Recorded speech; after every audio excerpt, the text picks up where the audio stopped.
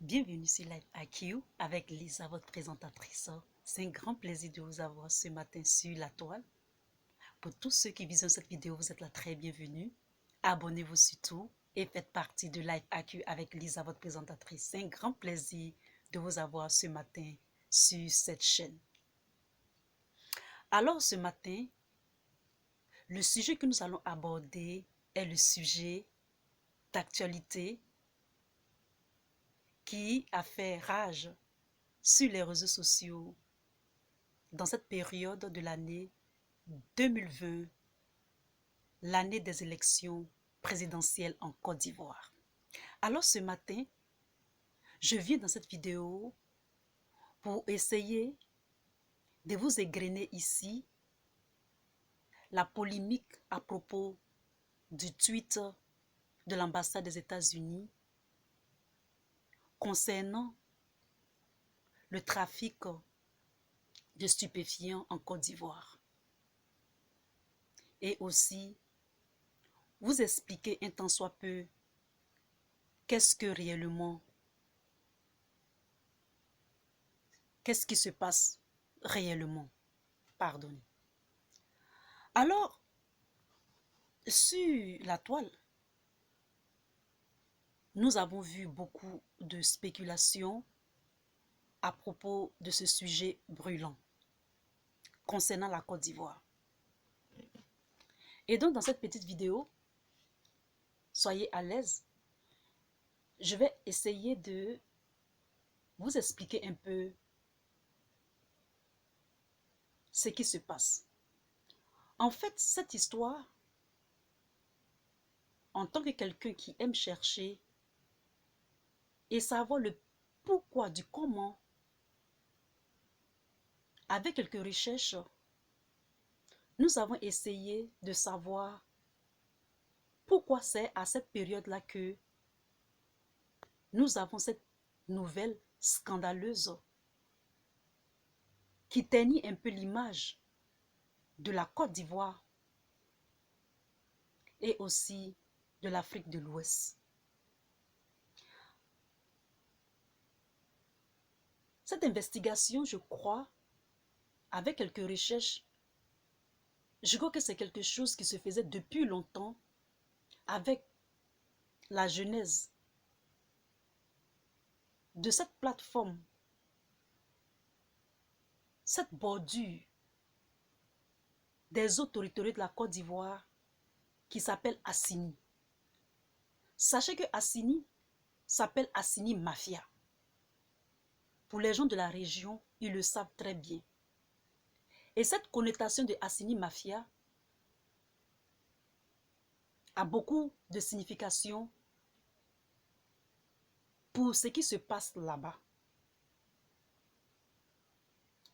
Et donc, le phénomène peut-être de la drogue, des stupéfiants, sûrement se passait, mais la Côte d'Ivoire ne sait pas celle où la plaque tournante était.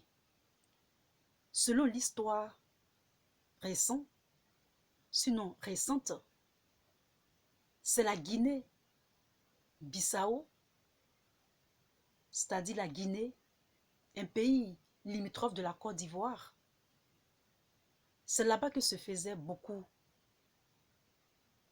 la plateforme des échanges de stupéfiants qui sûrement alimentait toutes les côtes. Et donc, ce scandale, même au cœur de notre politique ivoirienne, à cette veille des élections présidentielles, peut être interprété sur plusieurs angles. Avec ces investigations de ces deux investigateurs, le Belge et le Nigérian, cette histoire, comme ils avaient dit cela, c'est parce qu'il y a une livraison qui avait échoué que nous avons vu que cela est arrivé. Mais il faut savoir que, en fait, nous en Côte d'Ivoire, nous sommes un peu en retard. Les anglophones le savent. Mais à cause, je crois, à cause du confinement, nous avons appris ça un peu en retard. Parce que, selon les recherches sur les réseaux sociaux, le média Reuters en parle, National Post en parle, les grands médias internationaux étrangers en parlent, mais c'est en anglais et non en français. C'est ce qui est marrant. Donc nous, on apprend ça un peu en retard en Côte d'Ivoire. Grâce à ces deux investigations, c'est-à-dire ces deux personnes, ces deux investigateurs, dans leur investigation, nous apprenons ça un peu en retard. Dans cette vidéo, il y aura deux parties.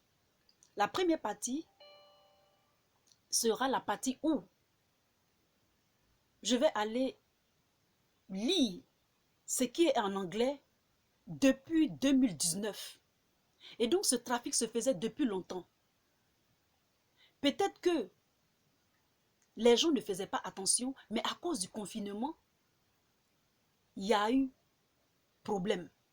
Et cela, c'est-à-dire quand je dis il y a eu problème, il y a eu un scandale. Et c'est arrivé au jour. Quand je prends, par exemple,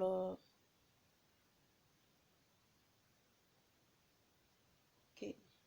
Alors quand je prends par exemple, selon les réseaux sociaux, c'est-à-dire selon les réseaux sociaux, le journal, c'est-à-dire le média Reuters en parle.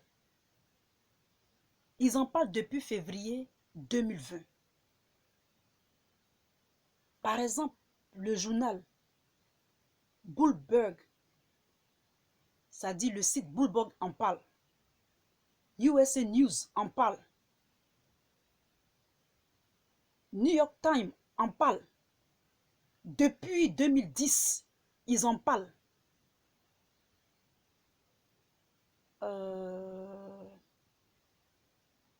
Et quoi encore? Et National en parle. National, c'est un site où souvent il y a une chaîne de télévision et aussi ils ont un magazine.